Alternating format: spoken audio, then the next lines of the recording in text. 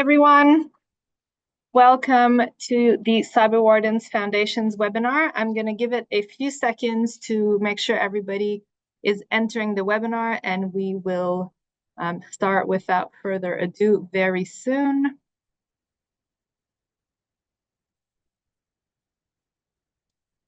Looks like everyone is getting in.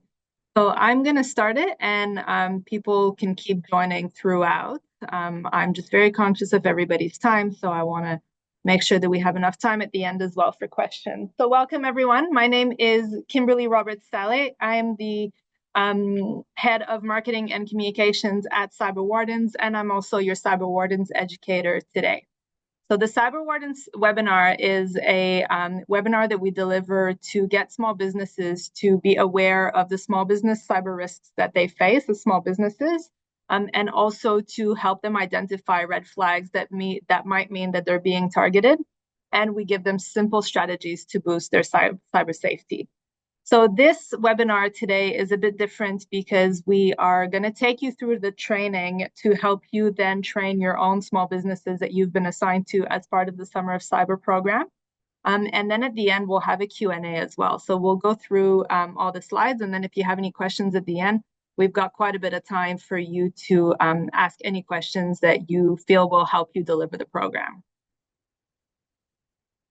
So first, I want to start by acknowledging the traditional owners of the land on which I'm presenting from today. That would be the Ngunnawal and Ngambri people, and from which you're joining this webinar.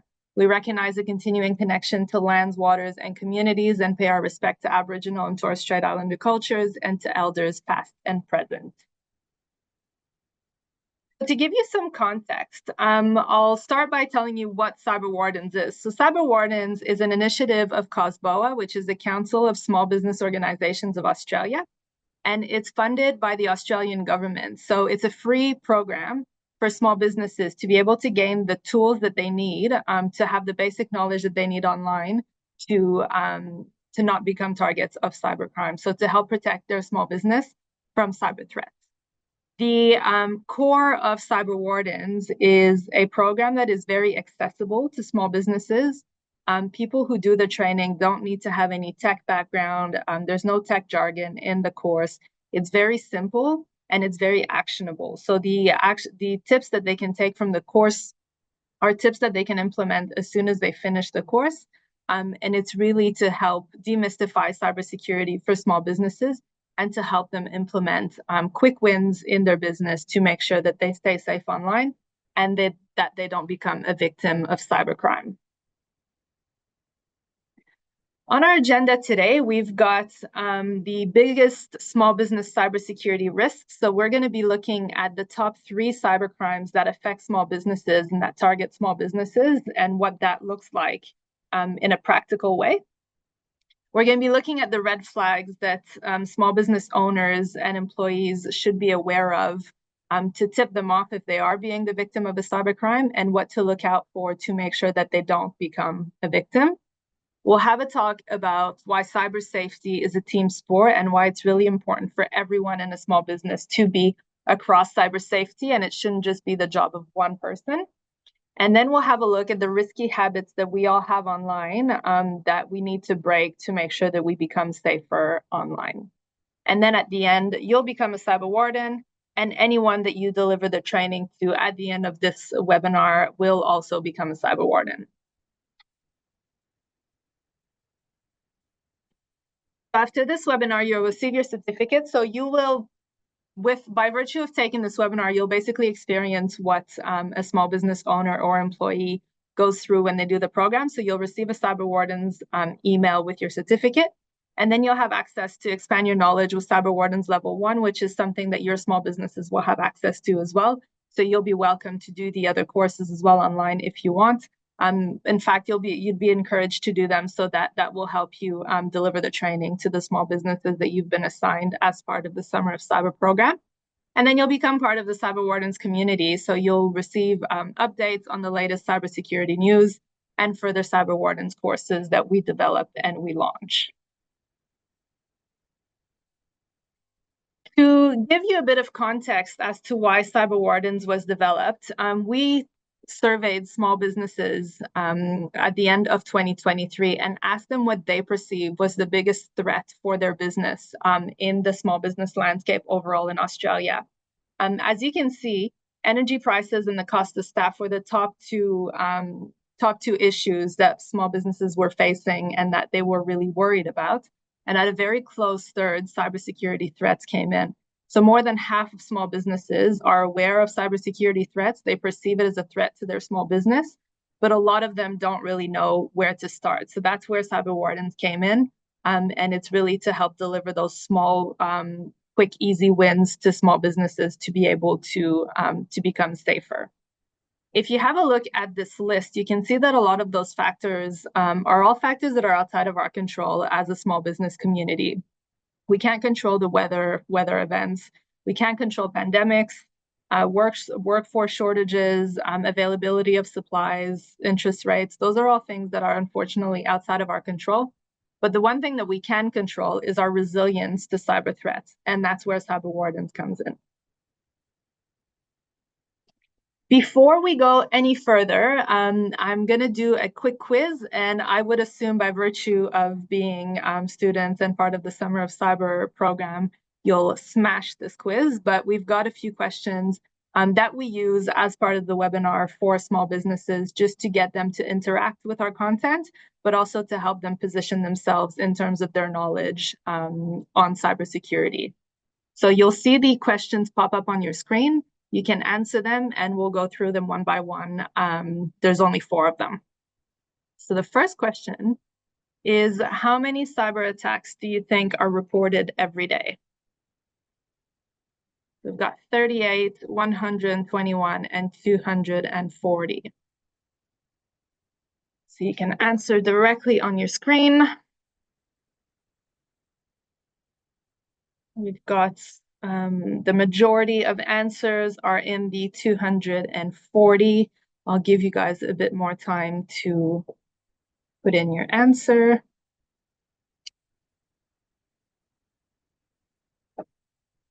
All right, a few more seconds and then I'll reveal the answer. So the majority of you answered 240, and it is indeed 240. That means every 6 minutes an attack is reported in Australia.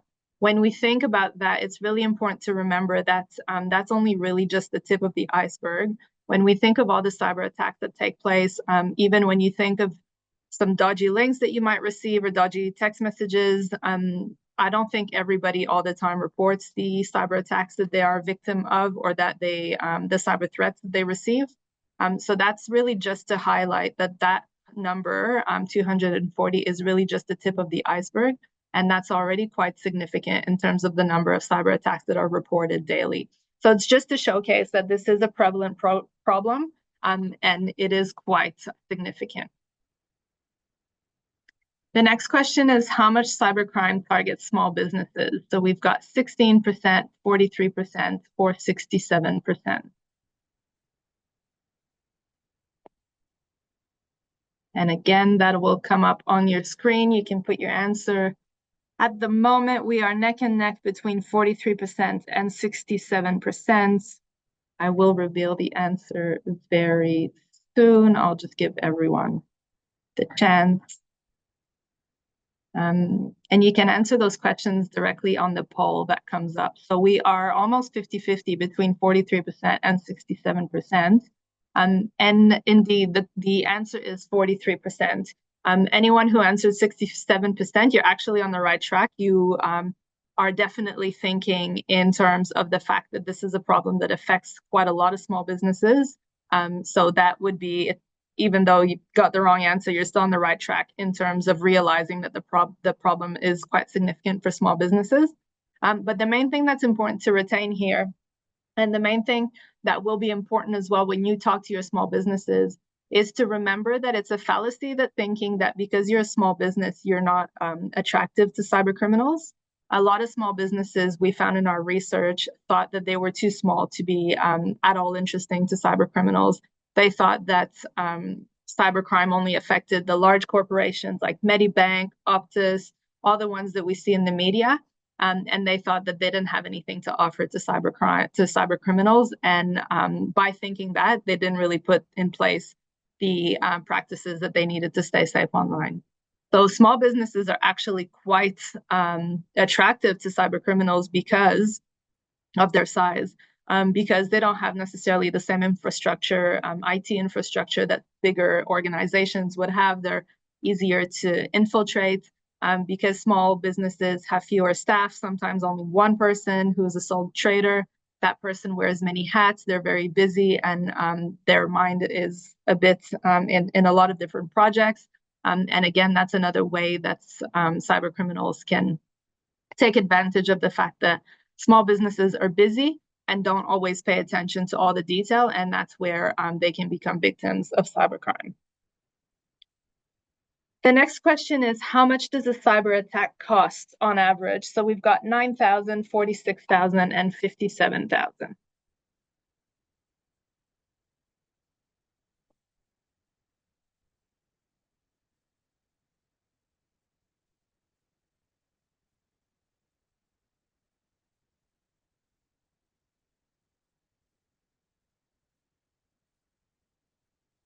So most of you, or a majority of you, are answering 57,000. I will reveal the answer very soon, so I'll give you a few more seconds. And we are looking at $46,000. So quite a few of you were correct.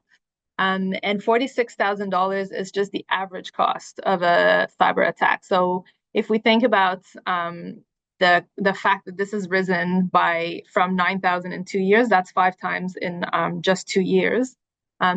It's quite significant to see the impact that a cyber attack can have on a small business on average. That can also mean, as I said, because it's on average, it can be quite a lot more money that they stand to lose.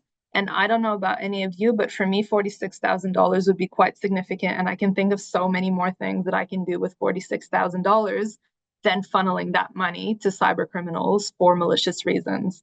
Another thing that's really important to remember as well when you talk to the small businesses is that, let's say they do fall prey to a cyber attack and pay $46,000 to cyber criminals, they might still be liable to the original sum of money that they owed to their legitimate supplier. So sometimes it can be a double whammy as well. So it's really important to drive the point home that a cyber attack can be very costly to a small business, and in many cases, unfortunately, be devastating.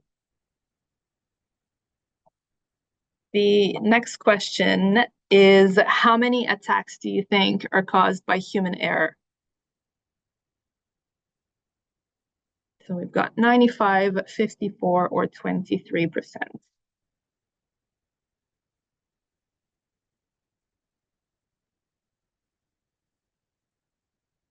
95 and 54 are in the running, again, neck and neck.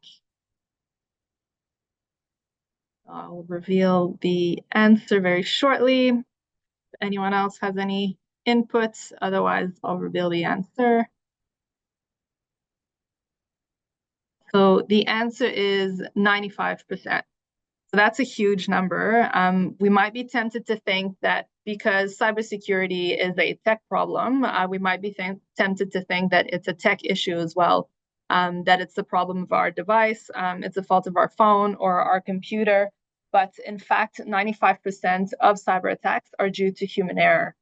We're going to have a look a bit later in this webinar as to what human error looks like, what kinds of mistakes we all make that can open us up to cybercrime. And we'll talk about why cyber safety is really important to become part of a culture in an organization. So well done.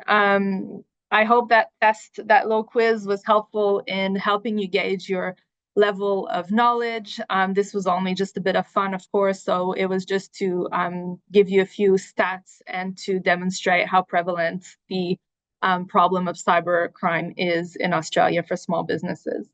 So now that we've tested our knowledge, let's look at the most common cybercrimes that target small businesses. So there are 3 types of cybercrimes that are the most common when it comes to small businesses in Australia. The first one is inbox break-ins. And an inbox break-in is essentially what it says on the box. That's exactly that. It's when a cyber criminal or a scammer or a hacker is able to break into your email inbox and essentially have access to all the data that you hold in your inbox. We're going to talk about that one specifically in more detail in the next slide, because from an inbox break-in, there's a range of other secondary attacks that can happen. And so it's really important to be aware of inbox break-ins and to ensure that you're protected and that your inbox is protected. So we're going to talk about that one a bit later. The second one is fake invoices. So a fake invoice is when a cyber criminal replicates an invoice from a supplier. So if a small business uses the services of an accountant, for example, they'll replicate the accountant's invoice. It'll look exactly the same. It'll have the same logo, the same phone number, the same formatting, but they'll change the banking details to get the small business to pay their bank account rather than the legitimate supplier, the accountant.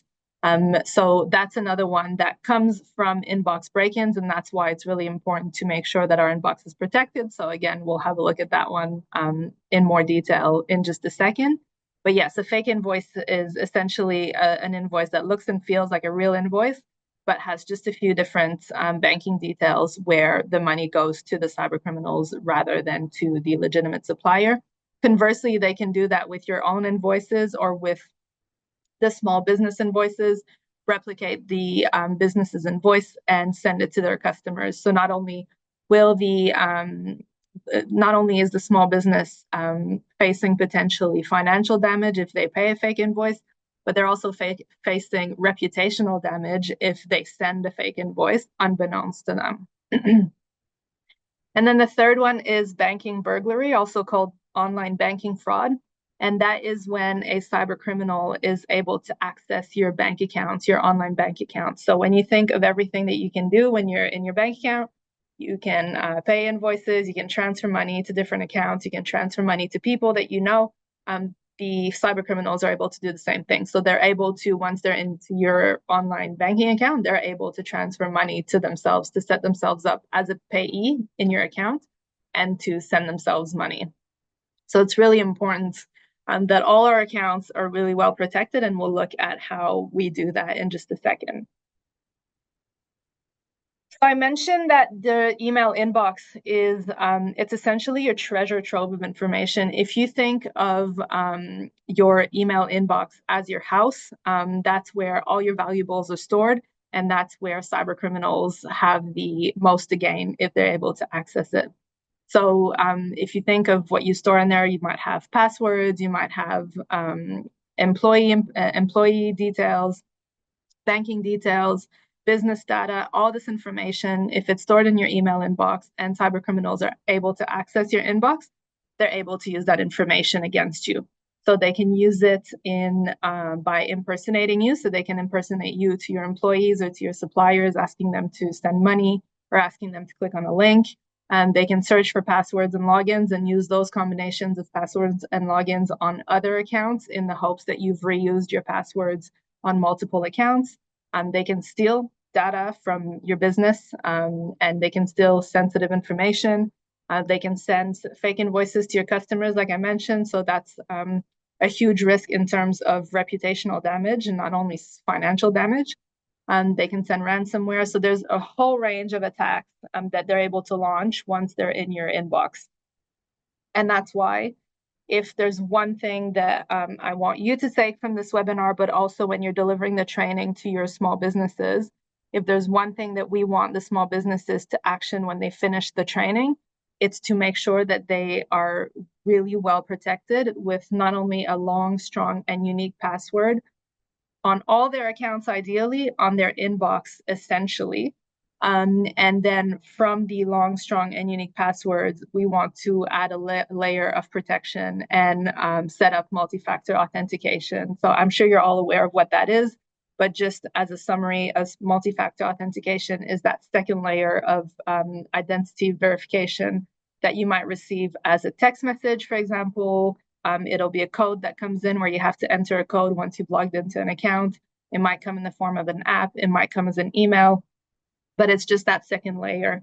So if you think of the password on any of your accounts as your lock on your account, your multi-factor authentication is that virtual alarm system. So it makes it nearly impossible for cyber criminals to access an account that has a long, strong, and unique password in addition to multi-factor authentication. Now that we know the main common types of cybercrime and what they look like in practice, let's have a look at the red flags that all small business employees and owners should be aware of to tip them off and alert them that they might be in the process of being targeted by a cyber criminal. The first one is unexpected invoices. When we talk to small businesses, we know that most small businesses have a really good grasp on the invoices that are coming in. They have a good idea of the suppliers sending them. They have a good idea of what kind of amount they're looking at. So anything that's unexpected or that wasn't part of what they had planned and forecasted in their budget is often a red flag. So cyber criminals will take advantage of the fact that there are busier periods during the year, and often small businesses will use those times to batch process invoices, and that's when they'll send the invoices. So for example, Christmas or end of financial year, they'll just bank on the fact that small businesses will batch process everything and pay a fake invoice in the process. So anytime an invoice is unexpected and doesn't look right, it often is because it is not legitimate. The next one is uncommon or misspelled email addresses. So we've got an example here on the screen, but I'm sure that you've all seen them before. Here we've got an extra S. So if you don't pay attention and you quickly just skim the email and click on the link where it's asking you to click, you might not see that it's being sent from a malicious email. Another example could be using two N's instead of an M or two V's instead of a W. I've seen it where they've changed a letter in the name, so they'll change an O to an A or vice versa. So it's all very small details like that that make it hard to pick up. And as a small business owner or employee, when we're really busy and we don't necessarily pay attention to every single letter in an email, again, cyber criminals bank on the fact that you won't pay attention. You'll think it's coming from a legitimate sender when it's not. So a good way to make sure that we don't fall prey to that is if you're receiving an email from someone that you know, if it doesn't look right, if it doesn't sound like the person, that's usually a good indication that it's not. And it's really important to double check separately through independent sources with the person to make sure that they have indeed sent you that email. The next one is a change of banking details for a usual supplier. We've covered that just before in the fake invoices, but it bears repeating. Anytime you have an invoice where they prompt you to enter new banking details, often small businesses will have their supplier details saved in their accounting software. So if it's prompting you to change the banking details to pay an invoice, that should be a huge red flag. And it's definitely really important for the small business not to pay the invoice until they've verified again independently with the supplier whether this is a legitimate change of banking details. It's really important as well to call the phone number independently. So don't call the phone number on the invoice because sometimes they will have changed the phone number to direct the phone call to themselves. So anytime there's new banking details, it's really important to pause and to double check separately, independently with the supplier before any money is transferred. The next two kind of go hand in hand, and that's the pressure to act urgently or confidentially coupled with unusual requests. So if you receive an email from someone that you know, often it'll be from someone that you know because that's where the cyber criminals hope that you'll action the email because you're responding to a person that you know. So anything that sounds out of character from someone, here we've got an email from a CEO. We've had an instance recently where our CEO sent an email to a few people on the team, all separately, asking them to go on a secret mission with him. Didn't really give any more details and was banking on the fact that someone on the team would respond or go on this secret mission. Fortunately, we're all very cyber safe here. And fortunately, as well for us, it did not sound at all like something that our CEO would request. So that tipped us off, and we were able to ensure that this cybercrime stopped there. But that's where they'll just try to say some kind of vague emails just in the hopes that someone responds. Often it'll come from the person in a position of authority because that puts more pressure, on the receiver to action the request. Another one is unusual or hidden links. So I'm sure you're all very familiar with what a phishing link is, but the way that we explain it to small businesses, it's essentially a link where once you click on the link, you'll be directed often to a landing page prompting you to put in login details. And from that landing page, which is of course a fake landing page, the cyber criminals will be able to access all your login details for that specific account. And again, they can replicate that combination of login details across other accounts in the hopes that people will be reusing the same passwords and login details on multiple accounts. So anytime an email comes with a link that's, we can see on the screen here, that's kind of hidden, it's got a lot of letters, it looks a bit suspicious, that's because it is. And it's really important to drive the point home that any kind of link that doesn't look legitimate or that raises suspicion, it's really important not to click on the link. And if we do click on the link, not to input any details once we get on that landing page. So that's another red flag to be aware of. And again, really important to verify any kind of requests like that. This one is an example from Facebook. Really important to verify any requests independently by going directly to the company that sent you the email.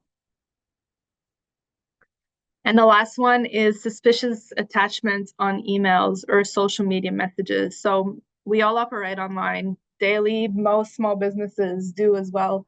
So we all have in this day and age a pretty good grasp of what an image file looks like and what extension type we have on an image. So it's usually a JPEG or a PNG.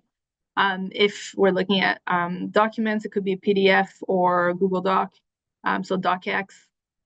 So anything that doesn't look like a typical extension, file extension, like the one that we have here, which is RAR, that's also a really good indication that that might be a malicious attachment. Often those will result in, if they're open, they'll result in installing malware or ransomware on a device or installing viruses, which will be really hard to get rid of and which might provide cyber criminals access to the device. So again, really important to just pause whenever we receive attachments and have a look to make sure that this is the correct extension file before we open. This example here is a small business that received an email from, a message from a disgruntled customer. So of course, as a small business owner or employee, they want to do right by their customer. They will often open the image without really thinking about it because they want to resolve the complaint as soon as possible. And in doing so, unfortunately, they might be installing malware onto their device. So let's talk about building a culture of cyber safety within small businesses, because as we saw before, 95% of cyber attacks are the result of a human error. And of course, when we operate with people on our team is usually our biggest vulnerability. And I say this in not in a way to blame anyone or to shame anyone, but it's really just so that we're all aware as a small business community of what it looks like to have human error impact a cybercrime. So the first one that we need to look at, the 5 reasons why your team is your biggest vulnerability. The first one is a lack of training. So cybersecurity training traditionally has been quite expensive. It's also been really hard to access, or it's been very comprehensive, more at a university level. And that's why the Cyber Wardens program was developed. It was developed to provide that accessible knowledge to small business owners who don't want the full degree on cybersecurity. They just want to know the quick wins that they can apply to their business to ensure that they stay safe online. The second reason is human error. So human error can look like anything from clicking on the wrong link by accident, clicking on a phishing link and then pursuing the login process from the phishing link. It can be paying a fake invoice by accident. It can be reusing passwords over and over again. It can be, there's a few other bad habits that we all have that we'll look at a bit later. So all of those small habits that we have that inadvertently make us more vulnerable to cybercrime, it's really important to just be aware that they exist, that we might have them, and how to curb them. So we'll look at that in the next slide. Working offsite is also a way to become more vulnerable to, or it's a culprit of being more vulnerable to cybercrime. Often when we work offsite, say at a cafe or at the airport or at the library, at uni, there's often quite a lot of people around us, and we might not necessarily be fully aware of our surroundings if we're really entrenched in the work and really focused. But it's really easy for anyone around you to have a look at your screen, not only to look at what's written on your screen, but also to try to capture any login details or passwords that are being input. So it's really important to have your wits about you when you're working offsite, just to be aware of your surroundings, and also where you can to log into a private Wi-Fi network rather than public network. That adds that extra layer of security. You can do that from your hotspot on your phone if there's no private network, or ideally, if you have a VPN, that's a really good way to stay protected as well in a public space. Being busy and missing detail is another way that our team exposes us to cybercrime. And as I mentioned before, small business owners and employees wear many hats. There's a lot going on at all times. You might be doing marketing one day, operations the next, sales the next, and cybercriminals will prey on the fact that you're very busy, that you're not checking detail to be able to catch you out. For example, that email with the wrong email address, or an invoice that they just want you to batch process because you're busy. So again, really important to take a few seconds to pause when anything looks a bit off, out of character. And those few seconds could save you thousands and thousands of dollars. And then the last one is personal targeting. So we're only human. Cyber criminals know that, and they will use human emotion to get us to act on requests. So they will send an email from the CEO saying that the CEO is in trouble and needs money transferred from the business into their personal account for XYZ reason. They'll impersonate an employee, perhaps, or a colleague, and say that that colleague is in trouble, they need money transferred, or they'll send a photo and say that they really need your help in helping them resolve the problem for the customer, and they'll get you to open the attachment and again install malware. So they really prey on human emotion. They're becoming more and more sophisticated every day, and the rise of AI as well is helping them with becoming more and more realistic as well in their requests. So it's really important to, again, keep our wits about us when we're getting overly emotional requests from people that we know online.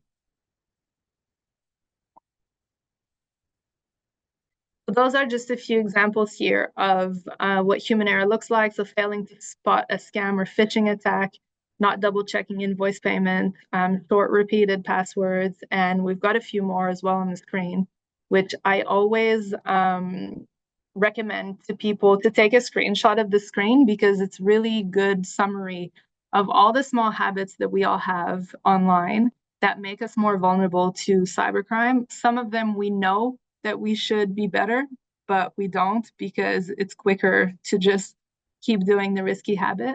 But honestly, adding a few more minutes or seconds to your day can, again, save you thousands and thousands of dollars, if not your whole business and your reputation. So let's have a look at a few of them. Snoozing a software update is something that we all do when we're online. We're in a Zoom meeting like this one, or we're writing a proposal, we're writing a uni paper, and we're really in the flow. The software update comes up and we snooze it because we don't have time to implement it right at that time. If we keep snoozing software updates, your software doesn't get updated. with the vital security fixes that your device needs to operate securely.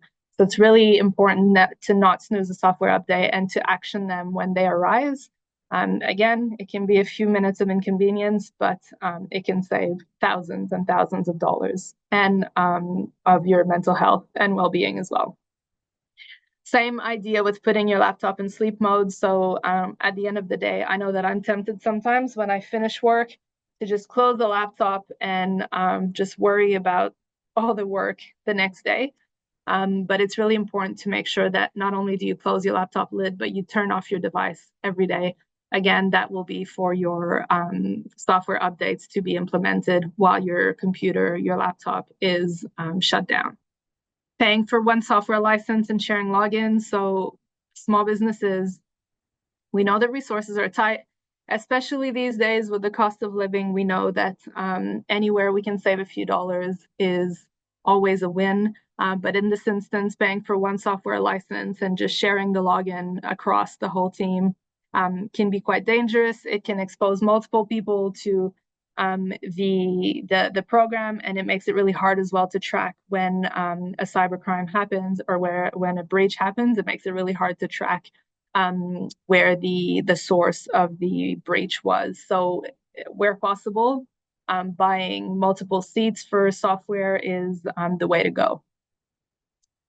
Reusing passwords and short passwords and password spreadsheets, those ones all kind of go hand in hand. As I've mentioned before, we want to make sure that we use long, strong, and unique passwords. That's a password that's 14 characters or more with a mix of random characters, letters, symbols, numbers that make it really hard for cyber criminals to decipher or to guess. So we are definitely discouraging people from using things like password 123, or which is a basic one, but still a lot of people use it. Their pet's name, their kids' names, anything that is easily identifiable, we recommend ditching those in favor of long, strong, and unique passwords. And in terms of password storage, we want to be looking at a password manager rather than a password spreadsheet or a password notes app on your phone. Because those are very easy to access and they offer no security whatsoever. So Password Manager is a piece of software, as I'm sure you're all aware, where you can store all your passwords in one account. That account is master password protected and also encrypted, and it makes it virtually impossible for cyber criminals to enter. You might get the question from small businesses in terms of what password manager we recommend. As cyber wardens, because we're funded by the government, we don't recommend specific products, but we always tell small businesses to assess the products on the market based on their needs for their business. So depending on how many employees they have, how many passwords accounts they have, we can't really recommend a blanket one. But I'm sure that you'll be aware of a few different ones on the market that you might feel comfortable sharing or giving as a recommendation. A general casual staff login, so that kind of goes with sharing logins at the top there. So the more people use the same login, the harder it makes it to pinpoint where a breach happened. It also exposes quite a lot of people to the account, and not always will have everybody been vetted, especially with casual workforce. So it's really important to provide unique logins to all staff in a team. And then the last one is adding personal details to out-of-office messages. So we might not think of that one because it sounds pretty innocuous, but the more information you share in your out-of-office emails, the more you're painting a picture of what you're doing, and the more that gives cybercriminals the information they need to impersonate you online. We had an example of a manager that went off on leave. She went to Italy. She put all that information in her out-of-office message, and one of her employees received an email saying that they were stuck in Rome. They had lost their credit card, her and her husband, and they needed the employee to transfer out of the business account some money to help them while their credit cards was in limbo. That was, of course, a fake email, and luckily it was intercepted, but that just shows how something as innocuous as an out-of-office email, where she'd put details of her trip, can be used against you. So I usually, in my out of office email messages now, I just put the dates that I'm out, the date that I'm back, and that's it. I don't provide any more information than that. So in terms of providing the tools to small businesses to become safer online and to help protect themselves, we've done pretty much the training from, what cyber crimes to look for, the red flags, and how to break those habits and make cyber safety part of their culture. But of course, it's really important also to remind small businesses that a data breach can happen despite everybody's best efforts. And first of all, it's really important to destigmatize scams and falling prey or falling victim to a scam. It happens to everybody, or it can happen to everybody.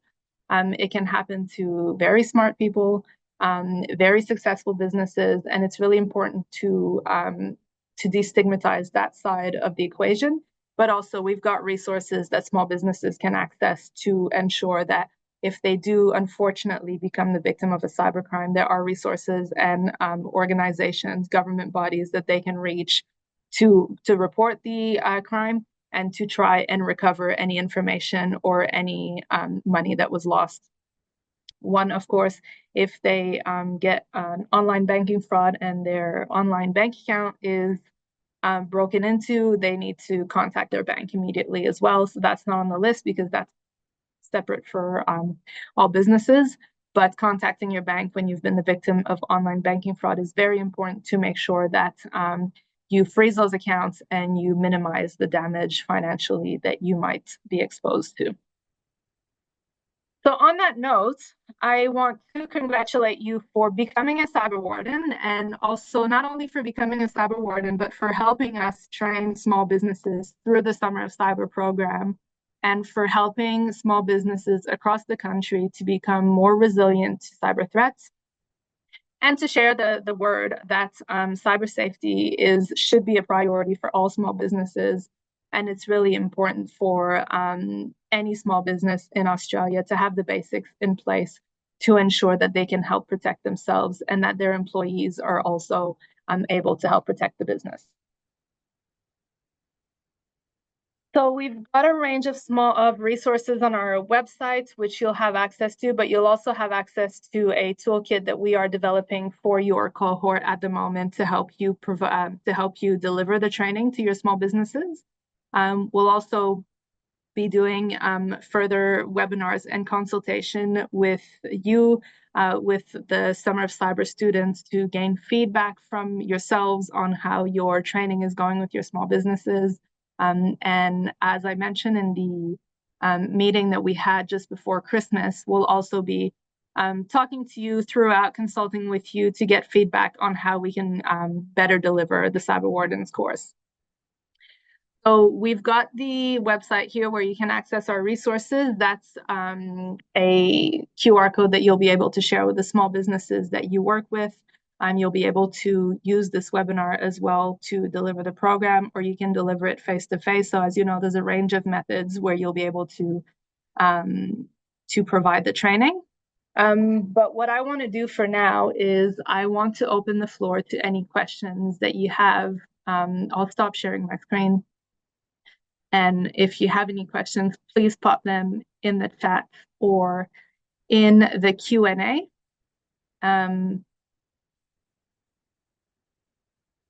You will receive a recording of the session. So that is, so I'm talking to Maurice and Amelia. And of course, I want to thank Maurice and Amelia for helping us deliver this program to the Summer of Cyber students. This is the first time we do this, and we're really excited to be partnering with all of you to help us reach more small businesses in Australia.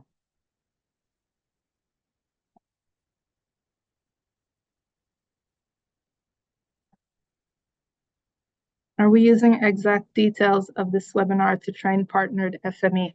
Yeah, so this the idea for this webinar was to help you kind of gain it was to help you see how we deliver the program. So yes, you'll be able to use this webinar to provide the training to your small businesses. You can of course use other examples that you have at hand, This webinar is delivered in a way to be able to introduce small businesses to the basics of cybersecurity, knowing full well that all of you are very well versed in that area.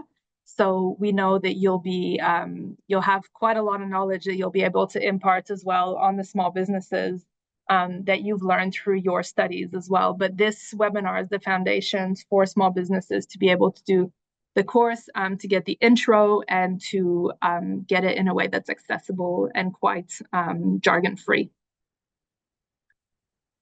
Thanks, Maurice. Thank you for your support of Cyber Wardens. We're very excited, like I said, to be partnering with you.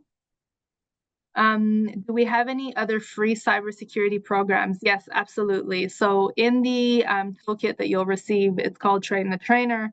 You'll receive a toolkit where you'll have access to all not only the resources that I mentioned just before, but we also have a course catalog where we have Cyber Wardens Level 1, which is a deeper dive into the concepts that we covered today. We are launching Cyber Wardens Level 2 in the next few months, so that will be coming up as well. And we've got a refresher course for anyone who does the training and wants to refresh their knowledge a few months down the track as well. So we've got all of that on our website, and that's all accessible.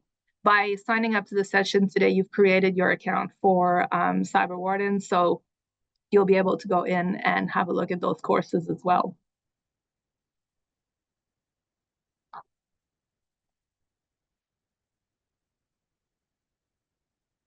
Can you please tell us the name of your recommended password manager? So as I mentioned before, we don't actually recommend specific ones. The ones that I will rattle off often when I get that question is the ones that you can easily find on Google. So Keeper, LastPass, Google Password Manager, those are all really robust password managers, but we are very careful not to recommend one specific one, just because of the fact that our program is government funded and we need to remain brand agnostic when it comes to recommendations.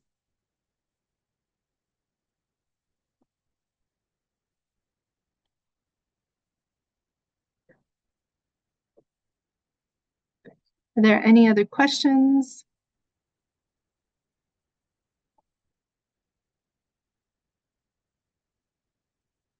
I'll put a last call out for any more questions.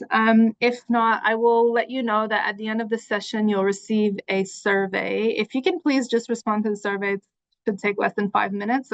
It just helps us it just helps us gain feedback on what the content was like. I know that you're a different cohort than the people that we usually present to, but it'll be really interesting to get your inputs on what you thought of the program, especially with your more extensive background in cybersecurity than the people who usually take this course. So please, if you have a few seconds to fill out the feedback form, that'll be great. But as you know, we'll be in touch with you throughout the Summer of Cyber program to gain your feedback and to consult further on what has worked, what hasn't worked with your small businesses, and where we can improve the content for all Australian small businesses. Clarifications on the next steps for the students from here. Yeah, so we will be providing you with the Train the Trainer toolkit that I mentioned just before, so that should be coming in the next few weeks. And I know that some of you, well, you'll all have been matched with your small businesses, and I know that you're all going to be liaising with your businesses on an ad hoc basis or where suits your schedule. So there'll be ways for you to deliver the program either side by side with the small businesses in person, or delivering it online, or through a webinar such as this one. So we'll work with the team at AWSN to get all that information to you in a very concise package. And then from there, you'll be able to deliver the program to the small businesses that you've been matched with. And then at the end of the program in April, we will be running a co-design session, most likely in Melbourne, where we hope that we'll be able to have some of you in person to help us really finalize the design of what this Train the Trainer course looks like. And we'll be really harnessing the knowledge and the feedback that you've gained through this whole program with your own small businesses.